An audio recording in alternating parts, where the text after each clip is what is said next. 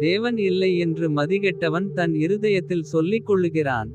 அவர்கள் தங்களைக் கெடுத்து அருவருப்பான கிரியைகளைச் செய்து வருகிறார்கள். நன்மை செய்கிறவன் ஒருவனும் இல்லை. சங்கீதம் 14:1. தேவனை தேடுகிற உணர்வுள்ளவன் உண்டோ என்று பார்க்க கர்த்தர் பரலோகத்திலிருந்து மனுபுத்திரரை கண்ணோக்கினார்.